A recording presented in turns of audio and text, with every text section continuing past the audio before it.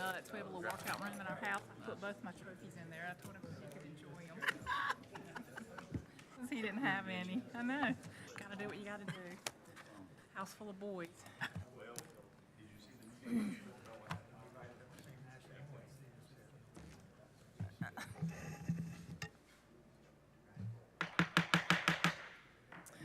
Good evening. I'm going to call to order this meeting of the Wendell Town Board of Commissioners and welcome all of you. We're happy to have you here tonight. For the Pledge of Allegiance, we're going to be led by Police Chief John Slaughter.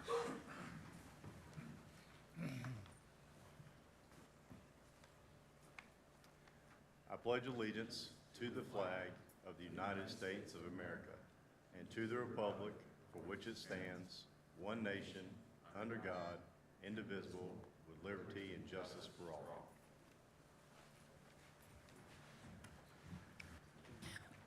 Thank you, Chief. For our invocation tonight, we're going to hear our invocation from the Wendell Council of Churches, and it's Dennis Calhoun of Calvary Faith Center. Good evening. We're so happy to have you with us tonight. Good evening. I'm glad to be here. It is a pleasure to be here tonight. Before we pray, I'd like to point out that the St. Eugene's is having their annual International Food and Music Festival coming up at the end of September in the town square. It'll be on the 28th, and obviously y'all are aware it's a big event, and it's a fun time. So I wanted to make sure we reminded everybody of that. So thank you. This is a good time to remind. All right, let's pray. Heavenly Father, thank you so much for bringing us here this evening.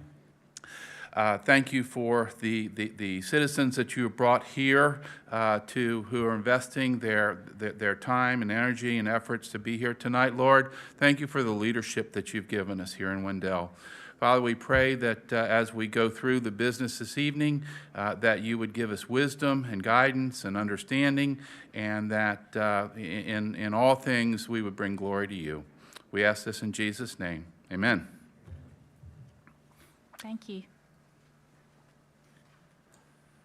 All right, are there any adjustments to the agenda? Is there a motion to approve? So moved. All right, we have a motion to approve the agenda. All in favor? Aye. Okay, we'll move into our public comment period. Public may participate in public comment in two ways. You can sign up for public comment the night of the meeting at the podium, and you have 3 minutes to speak, or you can submit written statements to the town clerk via email as long as it's received by Friday before the meeting on Monday at 5 p.m., and it will be read into the record for a length of 3 minutes. We have one person signed up tonight, Madeline Marshall. Yes, ma'am. Come right up to the podium and give me your name and address. Madeline Marshall, 18 East Haywood Street, here in Wendell. My first concern is the speeding on my street. So about probably a year ago, they said I had to call the police, so I did, and they did end up putting up street signs, but it's still real bad. I've had my car hit and ran, and I had my mailbox hit and ran. So I was wondering if maybe we could get speed bumps on our street, because we do have 3 families with children. It's about 8 kids live between Main Street and Hollybrook, and it's just a speedway. So that's my first concern. And then second, on the side of my property, there's a drainage and the what they call it, the right-of-way. I'm going back probably to 2014 when the tree fell there, and the town said I needed to get it up, but I ended up back and forth with them, and I ended up calling my surveyor, and they said that the property was at the right-of-way, so it was the town's responsibility. Well, once I did that, they told me don't worry about it, that they couldn't afford to get it up, but said I had to be in compliance when they thought I had to get it up, and then wanted this is a letter I still have from 2016, $2,700. So the tree ended up being dry rotted. I ended up with termites, and now it's like a small forest down there, and it's grown back, and it's getting harder and harder for me to keep my part of the grass cut. So the last person I talked to, his name was Tariq. I think he's a supervisor. And they told me that I could hire somebody to clean it up when all they had to do in the first place was get the tree up. And it was 2 trees down there. The first one they got up with one of the hurricanes, and then a few years later, this tree fell. And so I've been back and forth with them, and I just want them to clean it up back off of my property, and I don't think I should have to hire anybody to do that. So that's my concern. I'm gonna get someone to get your phone number, and we can talk more about this Okay, thank you. elsewhere. Yes, ma'am. Someone do that? That's the only person signed up tonight. Do we have a motion to approve the consent agenda? So moved. All in favor? Aye. We'll move straight into section 4, recognitions, reports, and presentations. And the first, item 4A, is a presentation on the Wendell Police Department Community Engagement Plan. We're going to hear from Police Chief John Slaughter.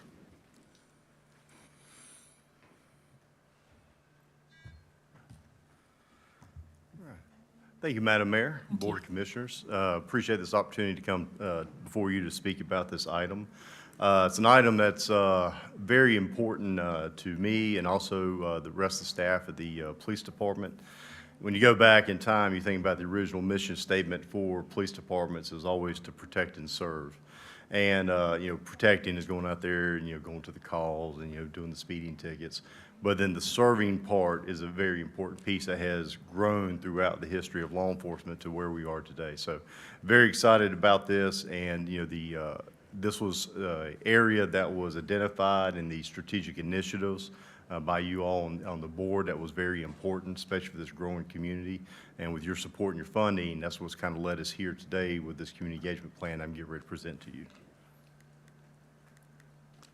All right, so some things I'm going to cover. I'm going to talk about community policing and community engagement. Those are 2 terms you've probably heard that have been used over the years in law enforcement. And there is a difference between the 2, but I'm going to discuss how we can use both of those. We'll actually talk about the community engagement plan, how it's developed, and a little bit of a breakdown of what it looks like. We're going to talk about our why. Why is this important to us in this community? And we'll be talking about some of the events that we have done, some upcoming events, and what's next, what we're going to look at into the future here. All right, so as you can see, the 2 popular terms, community policing, when I first got into law enforcement and even further back when I was in college, community policing was the term that was used at that time. Community policing is what the officers do on a day-to-day basis. That's getting out of the car, talking to people, having those positive interactions with people, getting out, speaking with the business owners, playing basketball with the kids, kind of going just a little bit above beyond just riding around in the car and just doing reactive stuff instead of proactive stuff. And then it's also getting out there and addressing concerns that the community traditionally would have, whether it's speeding or lights out on their street, or maybe some type of activity on the street that is bringing some unwanted attention. And we would go out there and address those concerns, and also we try to involve the community in that. Now we have kind of added on to that with community engagement. And now you see community engagement really focuses on building partnerships and relationships with our community. As you know, with the town growing as quickly as it is, the great thing about that is that brings a lot more resources, a lot more experience into our town. And so it's be best for us to try to tap into that by building those relationships. And the only way you're going to be able to do that is to get out there and have these events and, again, build those relationships with them. I've met, when we did the Star, Stripe, and SERP event, I actually met a guy who was retired from the FBI at that location. And he was able to share some of the stuff that he did in his career that we could tap into that to help us out as we advance our agency and move forward. It also helps with trust And also, of course, the collaboration is the big thing. So as you know, there's a lot more people than there are police officers. So if we have that good relationship with our community, then we have more eyes and ears out there that can help us out and do our job. And these can both be used together. So you have your officer doing the day-to-day positive interactions as they do their duty. But then also we dig a little bit deeper and we can create more meaningful, in-depth type events where we can build those relationships. And we'll talk more about those in a few minutes. So our plan actually comes from the President's Task Force of 21st Century Policing. This was approved under President Obama. And it was a document they did a lot of studying on and came out with some great best practices in there. So when we were looking at our community engagement plan, we're looking, hey, this is a great resource to tap into to develop our plan. And with the board's support and funding, we were able to fill a community engagement officer position, which we have Officer Seek here. And he has already kind of hit the ground running. And again, that came from y'all's support here. And he's kind of the spearhead with this community engagement plan and how we're going to carry out with through the police department. We break it down as far as communication, education, problem solving, relationship building, and organization. And we do it in a manner that everybody in the agency will be able to understand, and also when we share this with the community as well. All right, so looking at communication, obviously the most popular form of communication out there right now is social media. That's what most people are using right now. We also have our website. So we can use those avenues as more of a one-way communication where we can share important information, encourage people to be part of events that we have coming up, and again, promote that encouragement to be involved. But then we also need that two-way communication. And so we do that when we have these public events like we do, whether it's coffee with a cop or, Officer Seeks, speaking to a group of seniors. That gives the opportunity for our citizens to be able to share with the officer what their concerns are, what's important to them. Because what we may feel is important and that we need to address in the neighborhood may be totally different for the people that actually live out there. And so the only way you get that is having that two-way communication. Education, that's having community programs. A lot of times when you see there's concerns with a police department from the community, it's because it's just a lack of knowledge about what the police department can and can't do, because we are bound by policies and procedures and constitutional law. And creating those programs where they can learn more about what we do develops that understanding. So a perfect example would be like a Citizens Police Academy. The Explorers program, which is getting ready to start on Wednesday, it gives people that in-depth look at what their agency does and gives them a good understanding. That way they can go back and share, hey, if you do have a concern in this area, you can contact the police department. Let me tell you, this is how they handle certain things. Then we also got to look at department training also. We need to make sure that we're giving our officers the tools and the resources that they need so they can do well in this space. And so we'll talk a little more about that when we get down to the organization part. Problem solving, we want to find those opportunities where we can problem solve with our community, where we can have that collaboration. A lot of the times that comes when we have those events, whether it's at the farmhouse or, again, the coffee with the cops, or if we're having a particular situation or crime trend in a community, we can get out there and have some type of meeting and some type of dialogue. And not just us necessarily solve it, but we can also encourage the community to kind of help us out, be the eyes and ears, have them be involved in the community meetings, and then try to get them involved in some of our educational programs as well. So, and then we want to encourage involvement with the agency. So we're going to talk more about that with the organization, but we also want to recognize our officers when they go above and beyond in this space as well. Relationship building, which is a big principle for this, is having those face-to-face opportunities as much as we can. As y'all know, again, we've said it many times, this town has grown very quickly. When I came here 11 years ago, I think we're around 6,400 people. Everybody knew every officer. Now we've grown, the police department has grown with a lot of new faces, so we want to still try to maintain that small town feel so people know who their police department is and creating those opportunities. And I like to use the word intentional partnerships. So when we develop a partnership, whether it's with a business, a school, civic organization, or a church, we don't want to just be a one-off. We want it to be an ongoing type of relationship that we can have, so we can keep having that dialogue. And again, utilize the resources there. So if we want to do a mentor program, you know, we may want to tap into a church or a civic organization that can help provide that. And then finally, looking at the agency or the organization, it's got to be an agency-wide philosophy. And of course, that starts with me to lead by example. The officers know the importance or how important it is to me, this community engagement.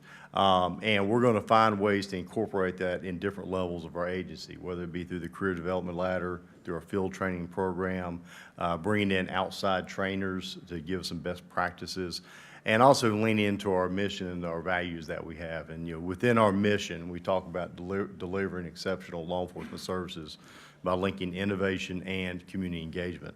And so we want to kind of put Wendell on the map a little bit by finding new ideas. It's great to use what other places are doing, but if we can find something unique to us as well, that way other people look at us and say, hey, how did you do that?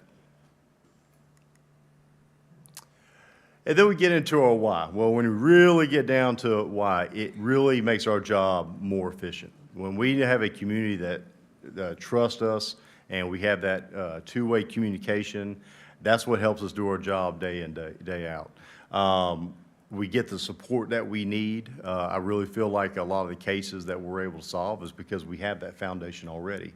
And we have people that will call us up and they will cooperate and tell us which way we need to go with our investigation. And that's because we have that foundation. And of course, you see, I'll seek up there, you know, it's really reaching out to our youth as well and all populations within Wendell to know that we're their police department and we want to have that partnership with them. All right. And some of the events that we've already have done that you guys have probably already seen on social media that are very popular. A lot of them are ones we've done for several years. But the Junior Scoop Squad was something new this year. As you know, we'll have National Night Out coming out soon. The Back to School Drive, the East Wake Explorers program, which we're partnering up with Zebulon. Again, it goes back to those partnerships. Work together so we can put on a program like this for our youth. And then a Hunger and Action Food Drive, Coffee Cop will be some things that will come into the near future here. All right, so what is next? So we want to continue to grow on what we have already started. One thing, Officer Seek and I, we do meet on a regular basis, and believe it or not, 2025 is going to be here very soon. And so we're going to really kind of start planning ahead and put a blueprint for next year. Our focus is going to be on quality, not quantity. We want to make sure that the events that we're doing are impactful, not just to do them. And so that's something that we're going to be looking and brainstorming, and of course we'll be sharing more in the future. But just some things I know that we really want to get that we've heard a lot of the community talk about is the Citizens Police Academy, and also kind of get the Police Athletic League out, because we got a lot of officers who've been played in sports or were coaches, and it's just another way to reach out to our youth. And also, we're going to be looking for those training opportunities. Again, with your support and funding, we're able to increase our training budget. So we want to look for training, you know, within the county, within North Carolina, but also expand out to the national level, because there's a lot of stuff that's going out there that may be good for Wendell as well. So I'll see. You want to come up and say just a few words real quick? Thank you, Chief. Sir. Madam Mayor, Board of Commissioners, for those who don't know me, I am Officer Seek. A little bit about me, I've had 10 years' experience in law enforcement. A part of my time was in Raleigh, then in Durham, and now the greener pasture here is in Wendell. I just want to say thank you for this opportunity. It's been fun so far, and boy, I've been busy. And I've been wearing a lot of hats, but I definitely appreciate the opportunity again. And I'm just looking forward to, you know, the rest of the year and the years to come. So thank you. All right. That concludes the presentation. I'll be happy to take any questions, Madam Mayor. Any questions? Yes. Probably one or two. Love the presentation. Really excited about the East Wake Explorers and the ice cream event. That was also new. One of the things that has always evaded me in the community policing piece is the rest of law enforcement. What gun you buy, what radio you're using, everything else is data-driven. How you respond, how you document your calls is all very well done. I've often wondered if part of what we're missing is documenting the successes. And I don't mean, your point of quality over quantity is well taken. I don't mean we gave out 1,500 stickers last year so we know community policing's up. I think more of what I'm going to encourage y'all to look at is when the investigator's investigating, right, a crime, right? So this isn't just a regular, investigator's investigating it, and he's putting together that report. Can he identify things in his investigation that, as a result of community, like, right, we had a friendly neighbor that wanted to give us a lot of information because they were aware. If in every process we do at the police department, if there was a way for us to say, track a success on community policing, and I get that when it gets to us, a lot of times it's very much, or what I would imagine is it's this many stickers and this many ice creams and this many cups of coffee. And I think that's important, and I don't mean in any way to dismiss that. But to your point, I think we could build something different in Wendell. Community policing means what it means to the person that's doing it, right? And that looks different officer to officer. It's going to look different shift to shift in a lot of senses. So I'd encourage y'all to look for ways to document your successes when you have them, specifically to the things that matter most to the community, which is the closure rate and how many, the other things, the safety. Yes, sir. But demonstrating the service side. I think with any new program, if we can build in things that either validate it or help us get better information out of it, it helps us. And I'd encourage y'all to, I really like this. I'm very excited about it, very excited about having a person dedicated to it. And as you're building these networks, I just encourage you to build in the data. It would allow you to get more partners by sharing, hey, look, we know this works and this is why it works, and would also, come budget time, also be helpful in like, hey, this is a whole new focus that we're working on and we need to help support it. Yes, sir. Thank you. Yes, sir. Anyone else? Well, welcome again, Officer Seek. I've run into you a few times around town, so we're happy to have you.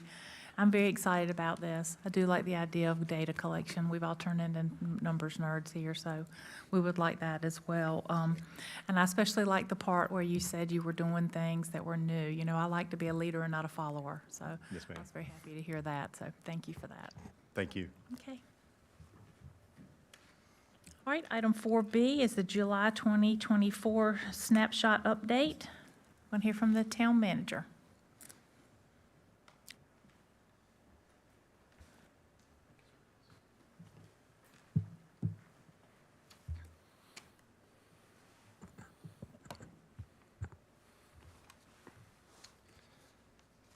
Speaking of data, in your packet, you were provided a financial snapshot. Mind you, it's for July, and some of our revenues lag a couple months behind, and some just, like our property taxes aren't received till the turn of the calendar year. So you'll see items that are suddenly almost completely funded. We make our debt service payments, we pay our healthcare benefit accounts, those things like in non-departmental show a very large percentage paid out early in a year. Others will track below or right at expenditure for our operations at this point. As each month successively comes in, both the physical and the operation performance measures will compound that data, and you can see whether or not service levels are trending or keeping up with service level measurements or not.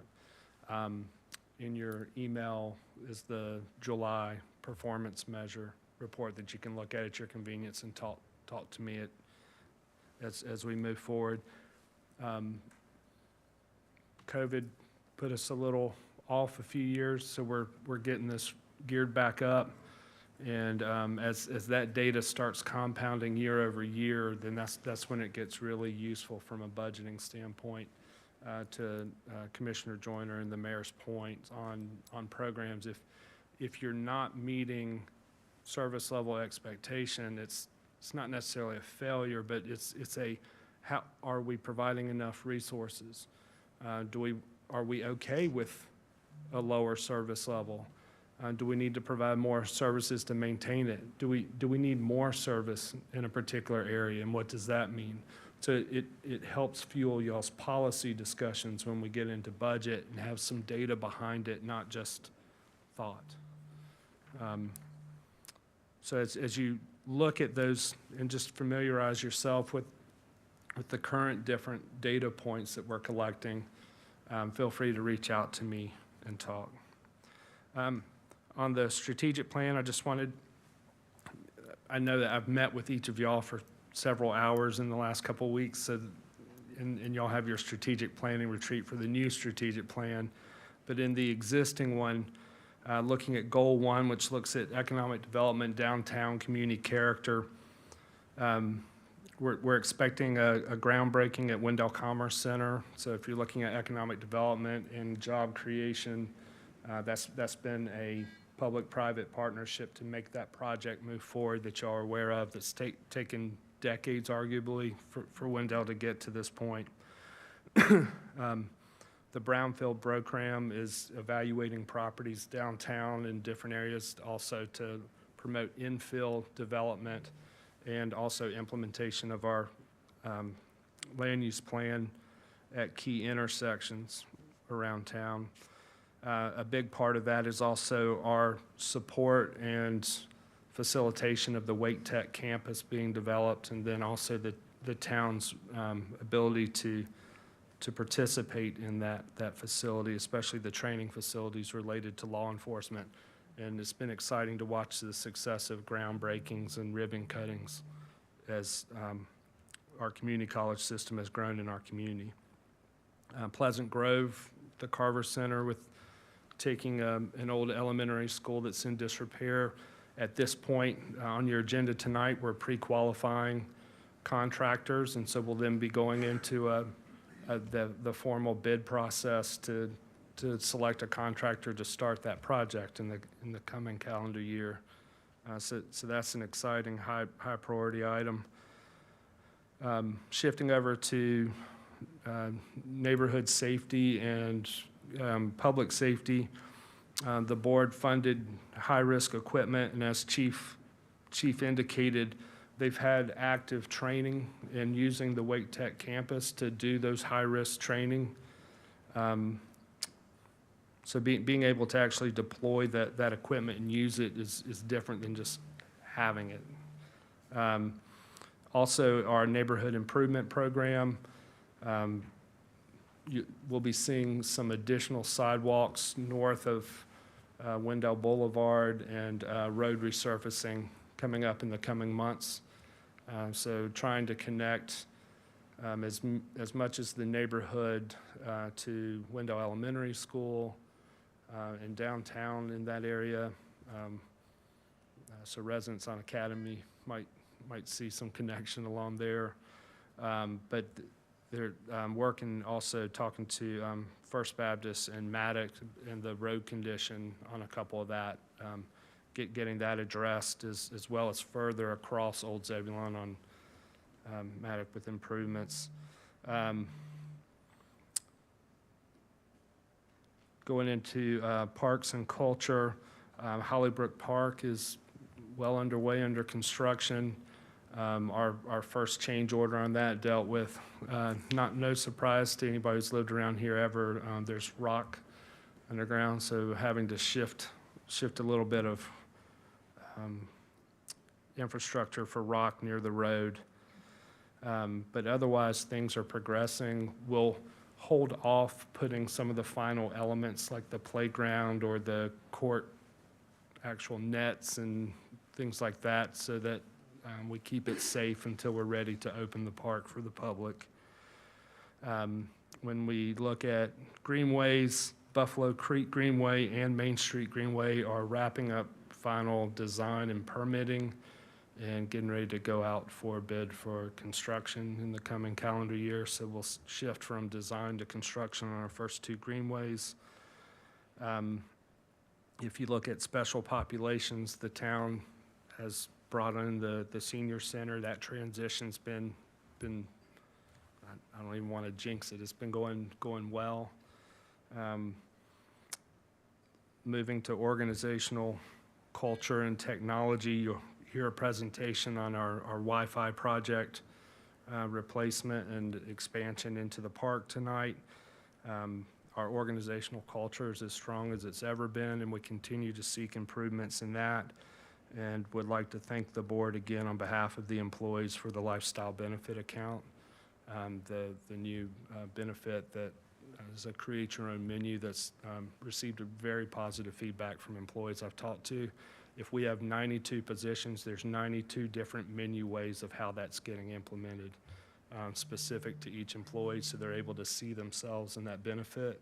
And that's an exceptional opportunity, so thank you for that.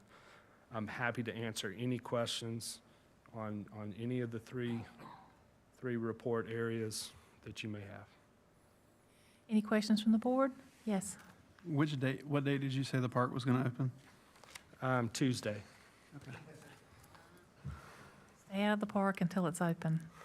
I'm just checking on things. Okay. I know you're checking on it, Somebody sir. has to say that. Anybody else? About the parks. Thank you for the presentation. I love the agenda items where you list off all the great things that we're doing. You know, I love that. So this was nice to hear. It's hard to narrow it down to that Yeah. short of a list, I know, must say. but it's good to hear it out loud. So, anyone else? All right, well, thank you. All right, item 4C is the Town of Wendell Public Wi-Fi Project. Gregory Kipiego, step out of the back. From the back. We don't ever get you out here very often, so that's nice. Yes, the last time I was here, I felt it. Dean said it was exaggerated, but I don't think it was exaggerated, so I figured I could just balance between the back and this side. So the presentation before you tonight is for the public Wi-Fi. So we worked with one of our contractors to design a public Wi-Fi, to do a public Wi-Fi survey for the public, for the downtown and Parks and Recs. So the project is to replace the downtown Wi-Fi that we had before we moved to this building. Then it was disconnected because the main router was in that old building. And so the project aims to reestablish that connection in downtown and also expand the public Wi-Fi in the Parks and Recs community park. So this project supports the Wendell Strategic Plan, Goal 1, which is downtown vibrancy, economic growth, and community character. The specific initiative is to expand Wendell Wi-Fi to incorporate more public areas and parks.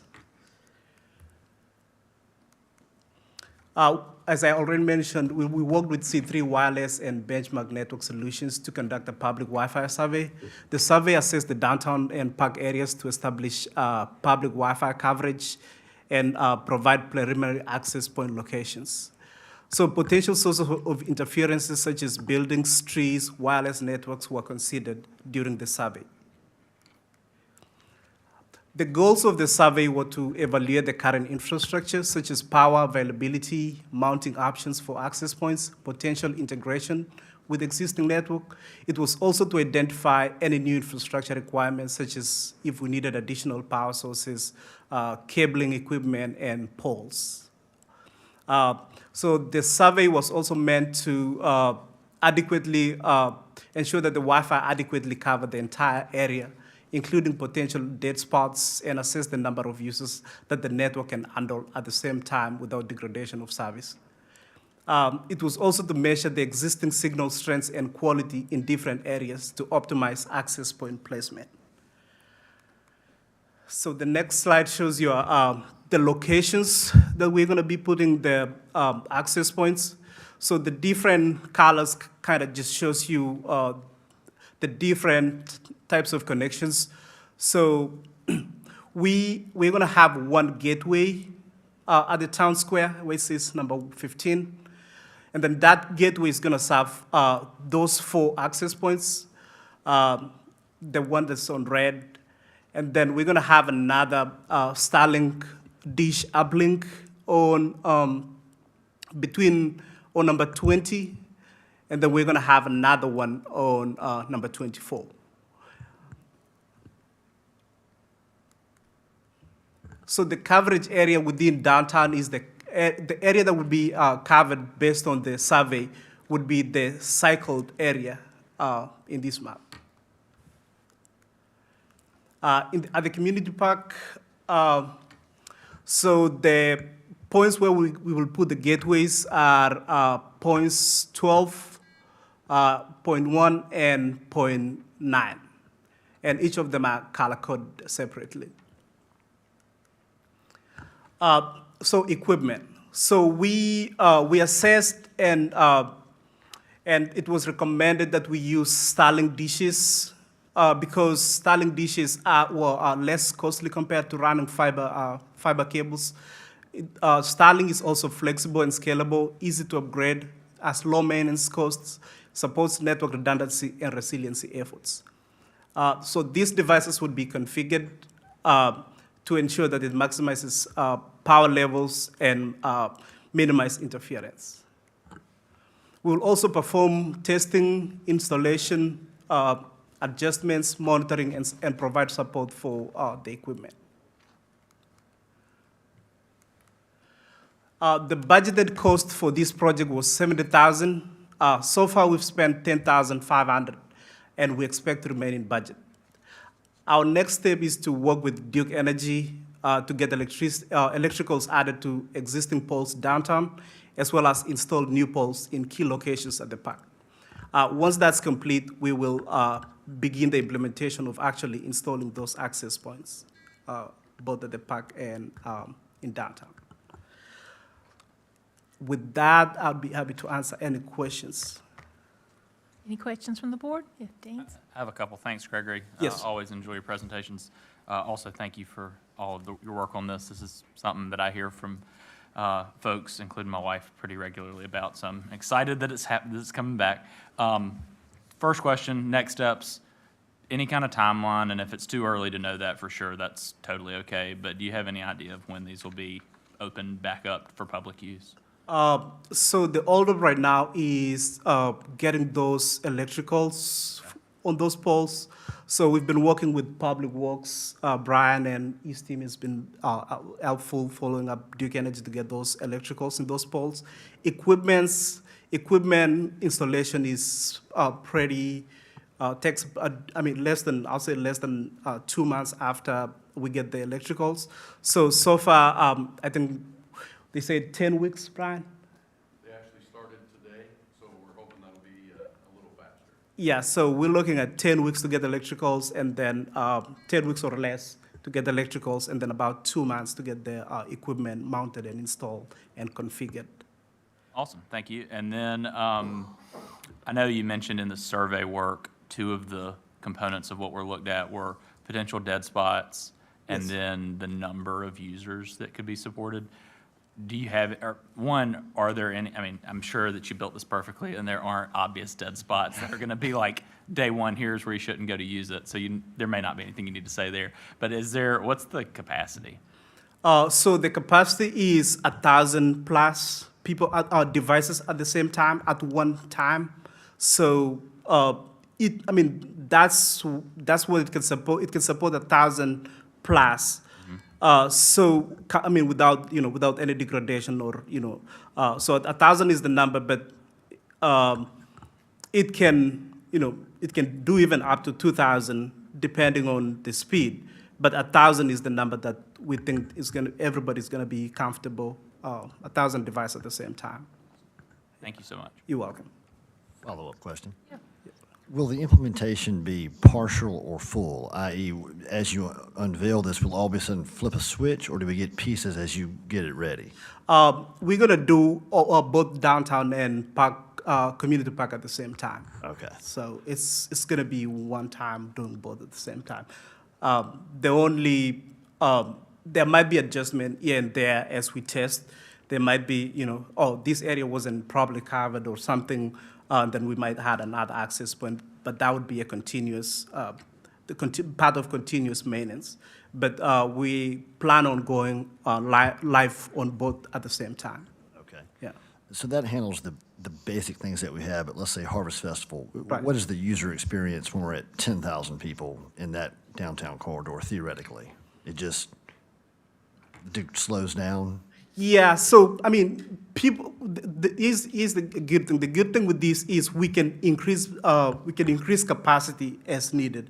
And we can deactivate the devices that we think, for example, we have the ability to deactivate if we have a device that's connected there for, let's say, 3 weeks, right? And then, and we don't think that device is just taking an IP that's actually needed to be used at that particular time. We have the capacity of going to the history and checking and kind of, regulating and saying, oh, well, if you've connected for more than this period of time, we will disconnect you, and then everybody's gonna get that access at the same time. And then you have to reconnect. If it was just a device that, let's say someone is a business in downtown, and they're actually not on that event at that time, but they have their device connected to our network. So we can go in there and say, we just want the devices that I've connected between this time and this time at this time. And then if it was just an idle device that was not actually being used, that can reduce the capacity. Gregory? Yes. If I may. Not all 10,000 people attend the Harvest Fest at the same time. That's the entire day's attendance. So the idea that there's going to be more than 2,000 people connected to the Wi-Fi system at one time, that's like Christmas Day parking.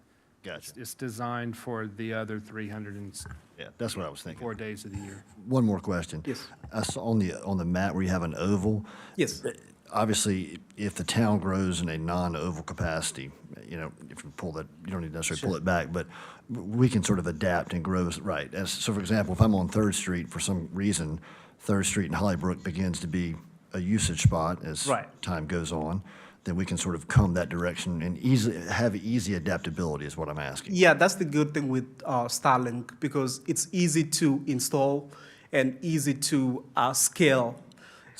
Unlike fiber, where you have to dig and do the construction and all that, so it's That's what I wanted. It's Thank you. flexible and scalable. Thank you, sir. You're welcome. Anyone else? Yeah. Gregory, just make sure I got you correctly. I know you said 8 weeks for, and then like another 2 months. So are we talking like 16 weeks total? Is that kind of Yes, so as soon as we get electricals, which we were given initially 10 weeks, but as Brian said, it might be less than that. After that, it's 2 months or less for us to get the installation of the equipment. At least we don't have the backlog as we had during COVID, where you would order equipment and have to wait 6-8 months. Nowadays, you order equipment and you have it the following day. So that's the good thing with getting the equipment, and the installation is pretty straightforward. Just mounting the equipment and doing the configuration. So we're estimating less than 2 months for the installation. After we get the electricals, that's the part that kind of takes time. Yep, you're welcome. Thank you. It's very Thank you. exciting. People are ready for it to be back Thank you. and expand into the park. So that's exciting. Thank you. Thank you. All right, we have no public hearings tonight. We'll move into our administrative items, and the first is item 6A, the Great Trails State Program Grant Application Presentation.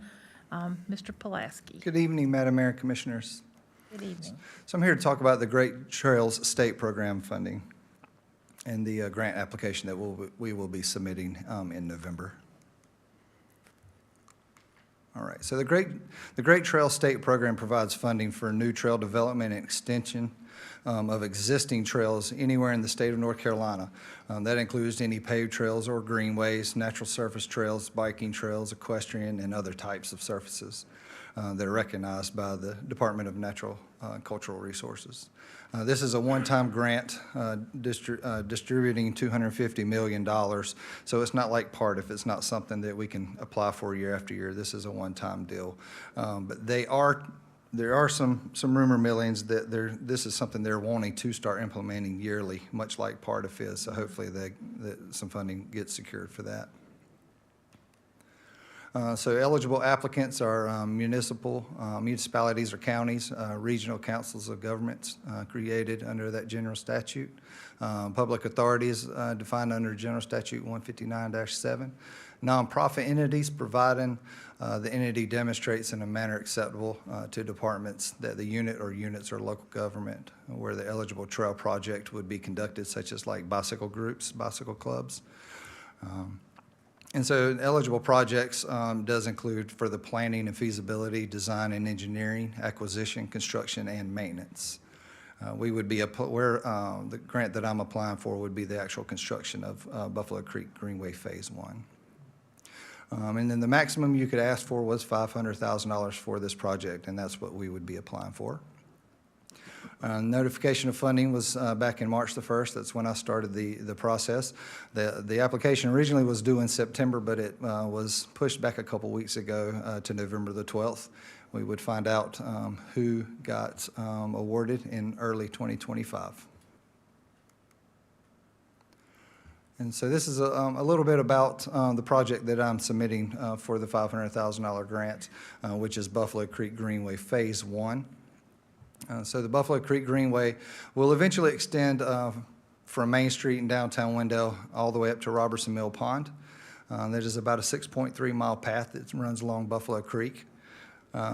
This project is going to score very well because of all the items that it does connect, with it connecting residential neighborhoods, a community college, a Wake County school.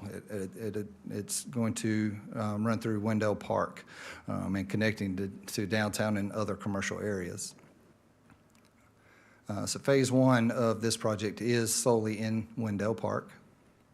The project is currently being designed by the engineering firm Surface 678 and is currently scheduled to begin construction next year. Excuse me.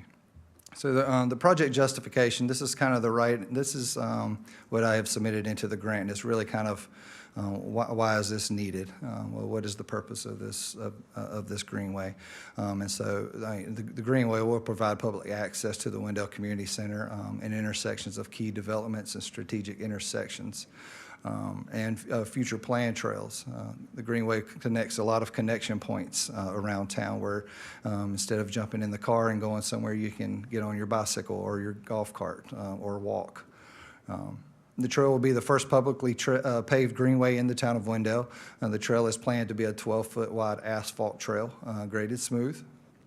The trail connects key nodes to maximize the amount of people that it can serve.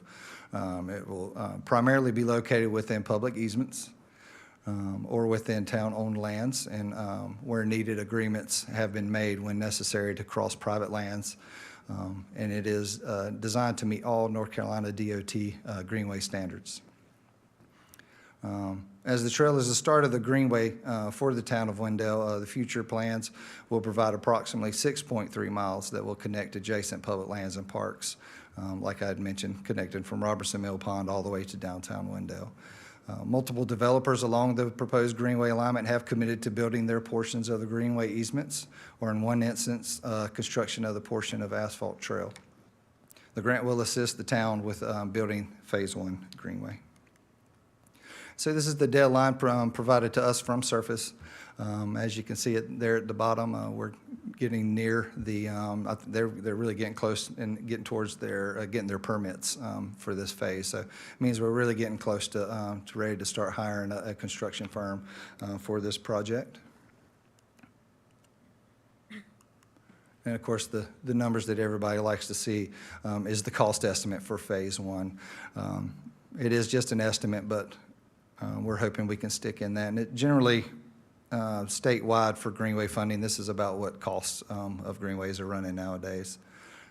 The days of $1 million for a mile, which is what they used to be about 10 years ago, is gone, unfortunately.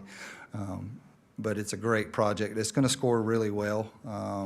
It's very similar to Pardiff, which I have a lot of experience writing, so it's been comfortable for me to write. I don't see why we wouldn't get funding. It's a really strong application.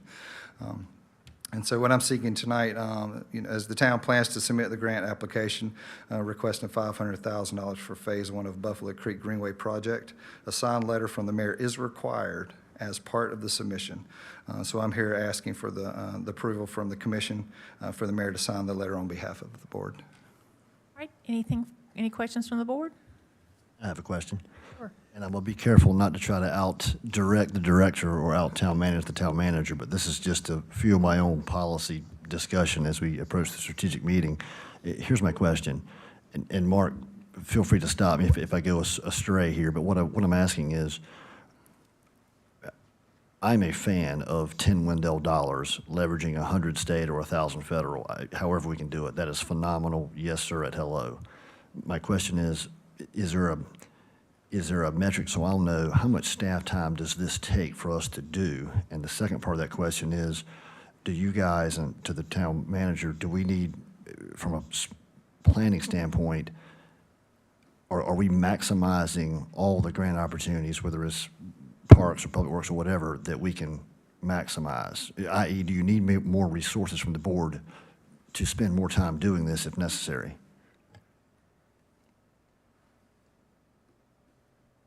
Oh, gosh. I want to think through your questions. Yes, sir. So the town, I'm trying not to be cheeky either. The town pays staff whether we're working on a grant application or not. Yes, sir. And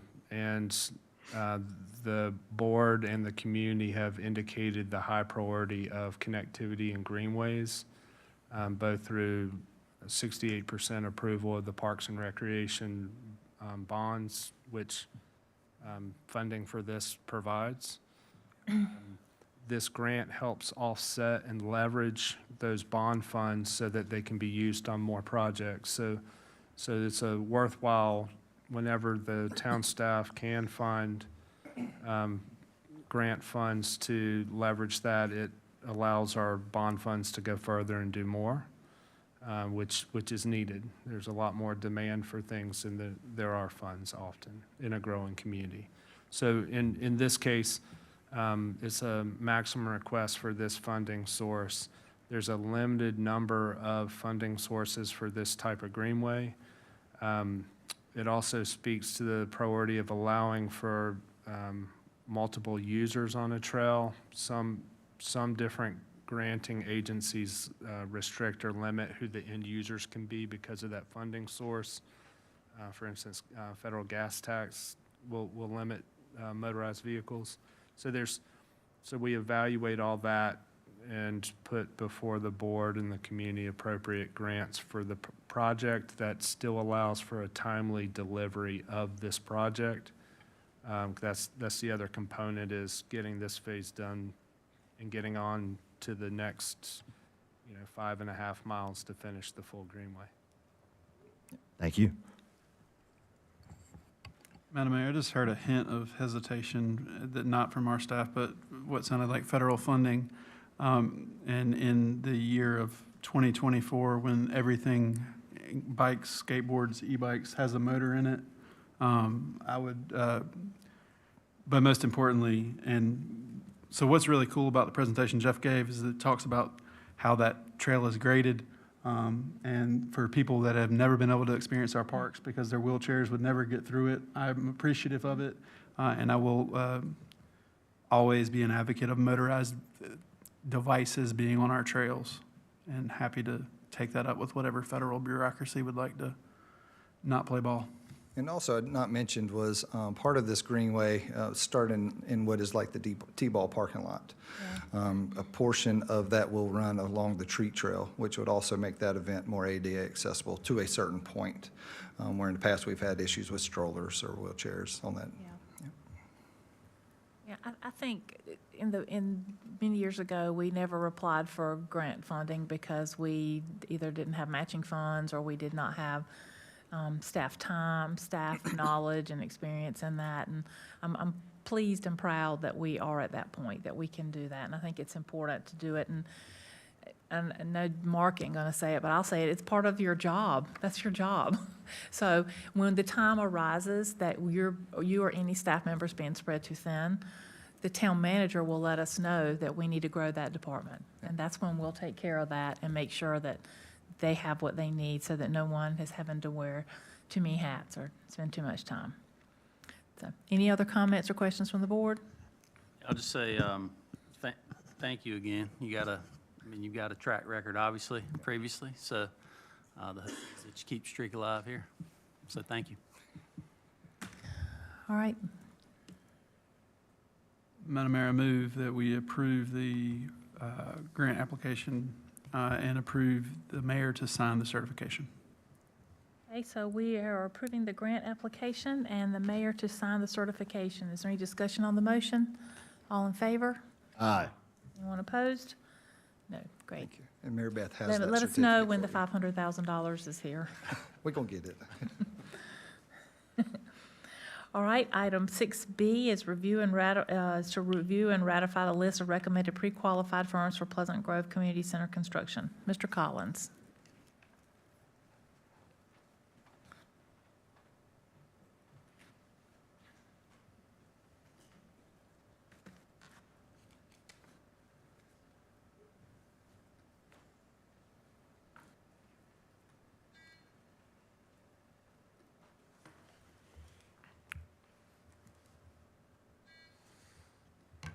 Okay. So what you will see for the Pleasant Grove Carver Center, Community Center, as well as the Public Works Yard, that we're doing a pre-qualification of contractors prior to the formal solicitation of bids. This being a high-priority strategic plan item for y'all, I wanted just to report this out in a more public manner. When the final bid approval for Public Works Yard will come, because that's accepting a bid and directing the town manager to sign a contract. This is more just a letting you know what the list we received. The next slide will show you the ranking and how that came out, and that staff's going to be recommending 4 firms out of 5 received to move forward, to be eligible to submit a bid package. The 4 staff are recommending are Focus Design Builders, JMT or JM Thompson, Southway Builders, and Bar and Bar. It was based on performance criteria, reviewing the qualifications. You can see the average score of all the reviewers, which included representation of the property owners, Pleasant Grove Baptist Church, and the CDC, as well as the architect, design team, and town staff. So a 70 and above was considered passing to move on to submit a bid. And so thus those 4 firms are recommended to move forward. At this point, we will need to get 3 bid responses in that process, or we'll need to rebid the project. Happy to answer any questions the board may have on this item. Any questions from the board? Got one. Mark, can you go back to the last slide? How does our rubric distinguish financial stability? It's specific things that each firm present within their packet on their ability to deliver a project at this scope and size based on past project ability, as well as the funding and relationships that the different companies express within their qualification sheets. I know this is a complicated, I know of at least 3 funding streams that are flowing into this one, and I didn't know if that was a portion of, I guess from their end, it doesn't matter, we write the checks. Yeah, this is the construction company's financial stability, not the ability of the project or the funding streams. Thank you. So we're going from 5 to 4, essentially, and then of the 4, we need 3 to submit, or we start over. Correct. But what you want right tonight is for them to approve the list of 4, ratify the list of 4. Yeah, just ratify this, receive and ratify the staff recommendation at this point. Madam Mayor, I'll make that motion. All right, so we have a motion to ratify the staff recommendation. Is there any discussion on the motion? All in favor? Aye. Anyone opposed? No, okay. All right, our last item, item 6C, is the agreement for the First Amendment to the streetlight services between the Town of Wendell and Hollybrook Association. Mr. Coates. Yep, good evening, Mayor and board members. Tonight, I'm asking you to authorize the town manager to sign the First Amendment to the streetlight reimbursement for the Hollybrook Association. This is for the Glendon Meadows neighborhood off South Hollybrook Road. In this case, it's very similar to a few other neighborhoods where they have chosen a more decorative streetlight. The town reimburses the cost for a regular streetlight, and this, they have an agreement with us and also with Duke Energy. And so we reimburse, very similar to Wendell Falls and a few other neighborhoods. So this agreement is adding phases 3 and 4, which were not part of the original agreement, and the money has already been allocated in our budget for this neighborhood from last year's allocation as well. I can field any questions that you have. Any questions from the board? Madam Mayor, I move we authorize the town manager to sign the First Amendment to the streetlight reimbursement agreement with Hollybrook Association. All right, we have a motion to authorize the town manager to sign the First Amendment streetlight reimbursement agreement with Hollybrook Association. Is there any discussion on the motion? All in favor? Aye. Anyone opposed? No. All right, we'll move into our other business, update on board committees by town board members. Let's see, Wendell Volunteer Fire Department. Thank you, Madam Mayor. The Fire Department Board met last week.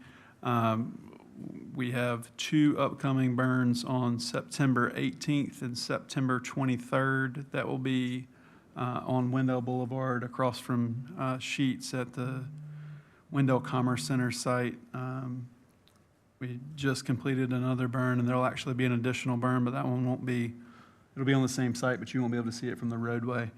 So use caution in that area. There's already signs out there advertising that it's going to happen, and just be aware of that.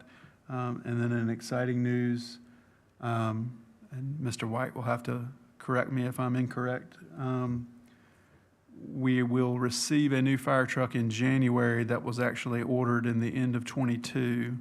And then 6 months after that, in June, we will receive a fire truck that will replace one that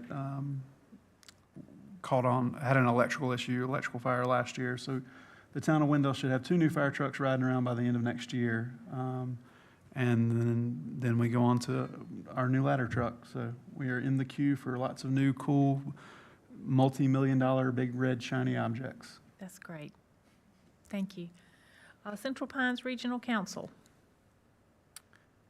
I actually did not attend the meeting. I had a previous engagement, and I will report back once I receive And next time. the minutes. Okay. Commissioners' reports and comments. Commissioner Joyner.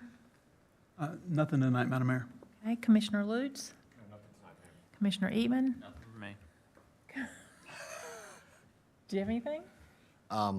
I think I pushed my limit tonight, but thank you. Go ahead. I'll do one real quick one. Coffee with a Cop, Wednesday, September 11th, because I see Mr. Paul White here. Thank you, sir, for Universal Chevrolet support. I know you've engaged Wake Med.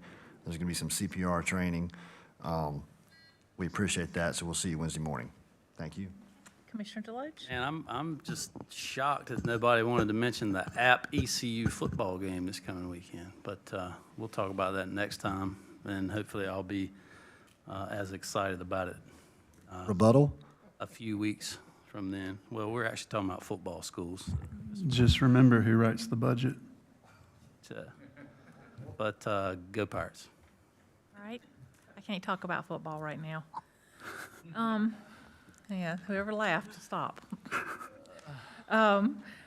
Real quickly, our local Girl Scouts are having a yard bake sale this coming Saturday at 39 Deer Lake Trail. They have one every year from 9 to 12. And they're cute as they can be. If you want to ride by there and buy something for them, some cookies and things, or make a donation, it would be really nice, and it would make their day, and they'll make your day for just stopping by.